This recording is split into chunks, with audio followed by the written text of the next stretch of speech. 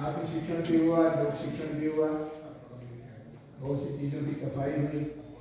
अच्छी बात ये थी कि बहुत दिनों बाद एक गोष्ठी ऐसी हुई जिसमें जमीन से जुड़े पुरुष थे, स्त्रियाँ बल्कि कुछ ज़्यादा थी और नई पीढ़ी के लोग काफ़ी ज़्यादा थे।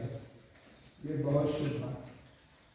उसका एक कारण यह है कि उत्तराखंड की धरती में लोकतंत्र की जो जड़ें हैं ज़्यादा गहरी हैं बजाय उत्तर प्रदेश। आपने एक नवनिर्माण का सपना देखा, उसके लिए आंदोलन हुआ। जैसा हर आंदोलन में होता है, कुछ मिले कुछ नहीं मिले, कुछ लोग रुक गए, कुछ लोग आगे बढ़ते चले गए। उत्तराखंड भारतीय लोकतंत्र का, उसकी जीवंतता, उसकी संभावना का एक क्षेत्र है। उसके शुभ का भी या अशुभ का भी। जो बात कही हमारी विद्यार्थी दोस्त ने, उसका तो उत्तर यही है कि ये जो व्याख्यानमाला हुई, अगली बार जो 16-35 व्याख्यान हो तो एक उससे पहले एक बात या प्रतियोगिता की जाए, जिससे तुम्हारे जैसे नए नागरिकों को जो 18 साल के आसपास से जो वोटर भी हैं, जो नागरिक भी हैं, उनको भी अपनी बात करने का मौका मिले। और जो एक बहुत बड़ा दोष है हमारे लोकतंत्र का पिछले 30 साल में खास तौर पर, पहले नेतृत्व निर्माण हमारी राजनीति का एक बड़ा लक्ष्य होता है। तो गांधी जी ने हजारों नेता पैदा किए, कस्बे कस्बे में गांधी हो गए, कोई गढ़वाल का गांधी, कोई कुमाऊं का गांधी, कोई हमारे गांव का गांधी, कोई आपके शहर का गांधी, हजारों नेता पैदा हुए। तो एक शून्य भरा, वरना राजनीति महलों में होती, राजनीति बड़े लोगों का खेल होती है। हमको आपको तो पूछता ही नहीं हो। अब फिर सिमट रही है राजनीति, राजनीति फैल नहीं रही, सिमट रही है। कुछ मुट्ठी का नेता, कुछ मुट्ठी पर सेठिया और कुछ दर्जन 2 दर्जन संगठन। तो लोकतंत्र को मजबूत करने के लिए क्या करना है? लोगों को बोलने का साहस देना है, लोगों को पहल करने की क्षमता देनी है। उसमें पढ़ना और लिखना और बोलना तीनों चाहिए। एक बात तो यही है, जैसे ये किताब है, ये दीदी की, सरला दीदी की है, नीचे वाली मानव प्रकृति। इसी को अगर आप पढ़ लीजिए तो आपकी रात की नींद उड़ जाएगी कि हम किधर जा रहे हैं। ये 50 साल पहले किताब है, दीदी की भूमिका इसमें है। जो 50 साल पहले दिखाई पड़ रहा था वो आज भी हम में से बहुतों को नहीं दिखाई पड़ रहा है। लेकिन जो स्वतंत्रता सेनानी थी, लोकतंत्र की सर्जक थी, ऐसी सरला जी को दिखाई पड़ रहा था। उन्होंने बहुत सरल भाषा में लिखा, उसको और छोटा कर दिया। ऐसे ही राजनीति की जो वजह हैं उसको भी जान लेना चाहिए। राजनीति 8 कारणों से की जाती है, एक कारण नहीं है राजनीति। 4 तो सकारात्मक कारण होते हैं और 4 नकारात्मक कारण होते हैं।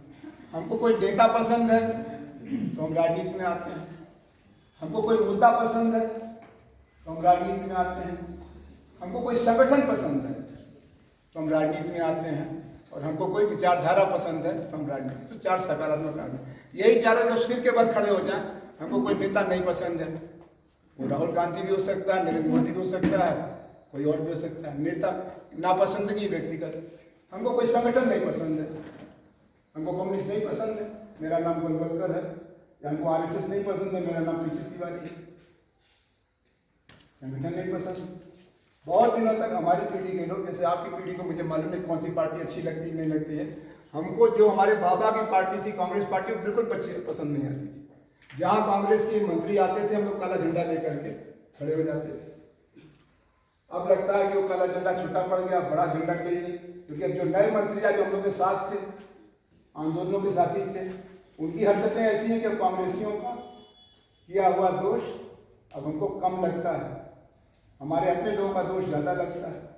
तो व्यक्तियों की नापसंद, संगठन की नापसंद, कुछ आंदोलन होते हैं, कुछ मुद्दे होते हैं, कुछ सवाल होते हैं, वो हमको नापसंद, इसलिए हम राजनीति में आते हैं, या कोई सिद्धांत नापसंद है। तो 4 सकारात्मक कारण हैं, 4 नकारात्मक कारण हैं।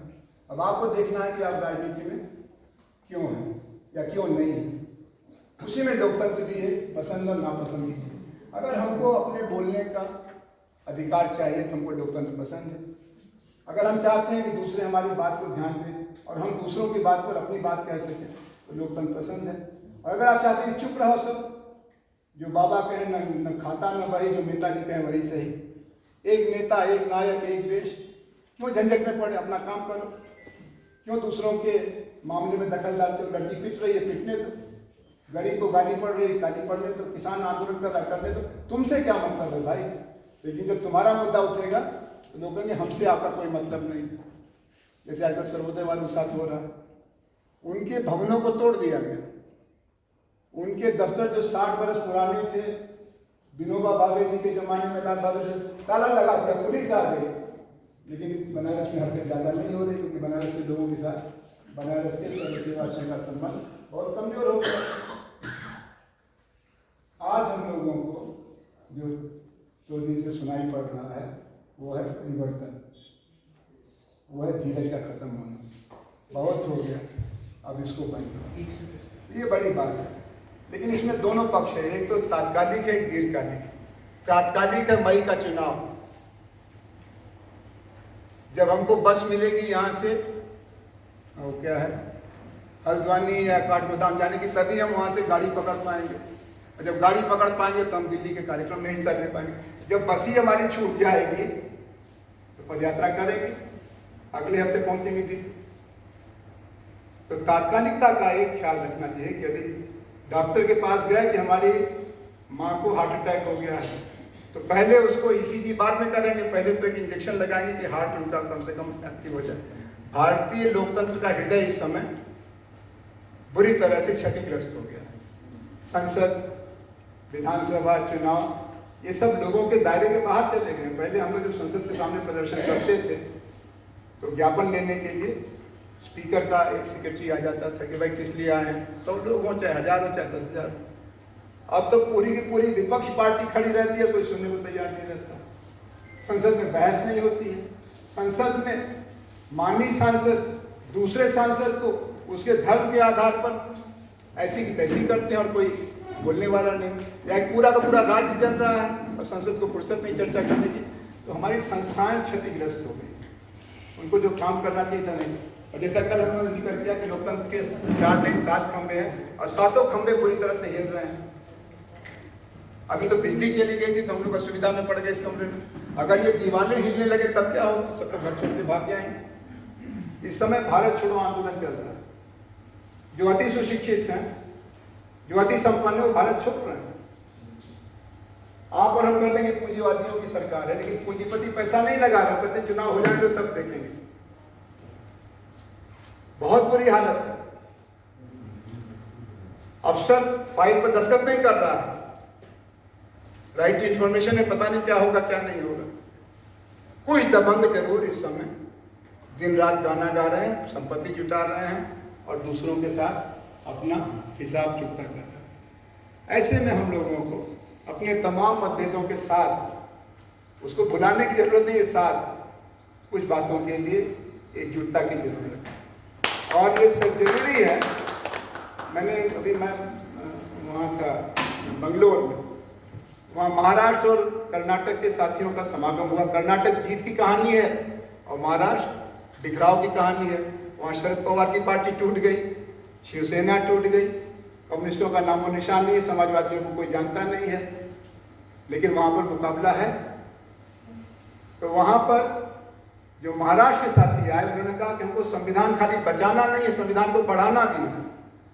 बहुत सी चीज़ें ऐसी हैं जो नीति निर्देशक तत्वों में लिखी गई, उनको जोड़ने का काम धीरे धीरे आहिस्ता आहिस्ता, जैसे कि मनमोहन सिंह ने शिक्षा का अधिकार 70 साल बाद शिक्षा का अधिकार जोड़ा। सूचना का अधिकार की चर्चा ही नहीं थी संविधान सभा में, उसको जोड़ा गया।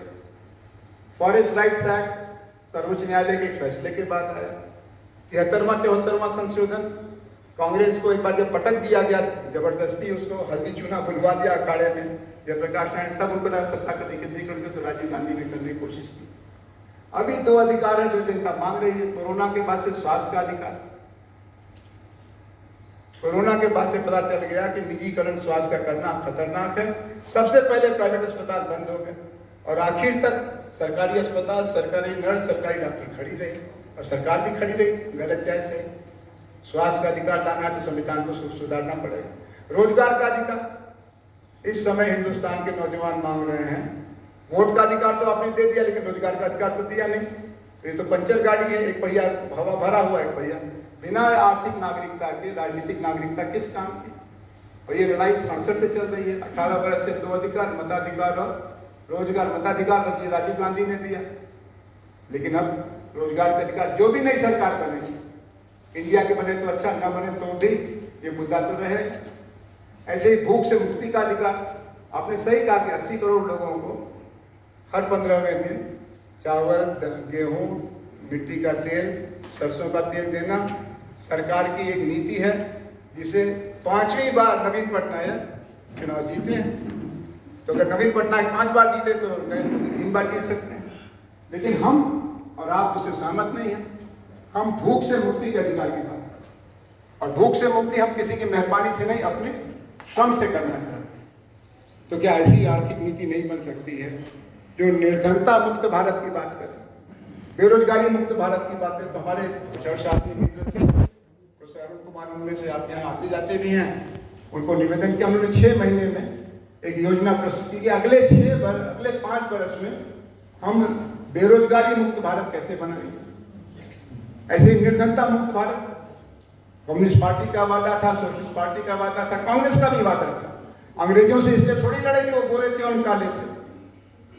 अंग्रेजों से इसलिए लड़े दादा भाई नौरोजी के जमाने से कि उन्होंने हमको दरिद्र बना दिया, निर्धनता का शिकार बना दिया। और हम कहते थे कि स्वराज आएगा तो निर्धनता जाएगी। स्वराज भी है और निर्धनता भी है, दोनों साथ साथ तो नहीं चल सकते। तो कुछ लोगों का स्वराज अधूरा है, कुछ लोगों का पूरा है। इस समय आपको तात्कालिक और दीर्घकालिक का समन्वय करना है। आपको तात्कालिक तो है कि ये जो निजाम है, जो हर चीज को उल्टे देख रही है, उसको बदलना है। उसके बाद जो आएगा वो ईश्वर का अवतार नहीं होगा, ये तो हमको मालूम है। अगर ईश्वर का अवतार होगा भी, रामचंद्र तो ईश्वर के अवतार थे। सीता को निर्वासन किसने किया? अभी मैं नेपाल मिथिला से आ रहा हूँ, जनकपुर से। नेपाल में एक चलन है कि अपनी लड़की कभी, ये अयोध्या वालों को मत देना, एक लड़की थी उसके कितनी बेइज्जती की। तो राम से भी गलती कृष्ण के बारे में। कृष्ण तो 18-16 कलाओं में प्रवीण थे, उसमें एक कला चोरी भी थी, झूठ बोलना भी था। आज तक हम लोग इस बात को नहीं समझ पाए कि कृष्ण ने युधिष्ठिर से झूठ क्यों बुलवाई, वो नकली बादल क्यों ले आए जिसे कि फिर कर्ण मारा गया।